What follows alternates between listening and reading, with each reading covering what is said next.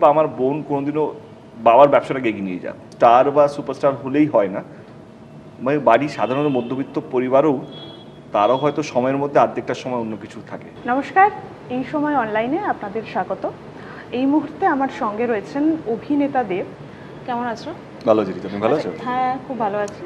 আচ্ছা, এই যে তোমায় আর কোনো ইন্ট্রোডাকশন দিলাম না, সুপারস্টার, মেগাস্টার এবং সাংসদ, শুধুই অভিনেতা বললাম, তুমি কি রেগে গেলে? আমার তুমি কখনো দেখেছো কোথাও কি আমি রেগেছি বা কোনো চিৎকার চেঁচামেচি? মানুষ, আমারও তো 20 বছর হয়ে গেছে। আমার মনে হয় কি মানুষের ভালোবাসা পাওয়াটা না, সেটাই সবচেয়ে আসল। মানে সে যেই রূপেই আমাকে ভালোবাসুক না কেন, বাট আমি চাই আমি মানুষ দেব হিসাবে সবচেয়ে বেশি যেন ভালোবাসুক। খুব কম লোকের কপালে এগুলো আসে আর মানে আমার ভাগ্যে আসে কে সে অভিনেতা, অ্যাট দ্য সেম টাইম সাংসদ। 20 বছর হয়ে যাওয়ার পরেও মানুষ ভালোবাসে। সিনেমা, বড় বড় সিনেমা এখনও প্রযোজকরা আসে বা ভাবে, আমার কথা ভাবে। তো এটা এটা ঠাকুরের আশীর্বাদ, বাবা মায়ের আশীর্বাদ এবং দর্শক, আমার মনে হয় যে ওনাদের ভালোবাসা কোথাও যেন আমাকে এখনও ধরে রেখেছে এবং আমাকে কোথাও যেন মোটিভেট করে, ইন্সপায়ার্ড করে।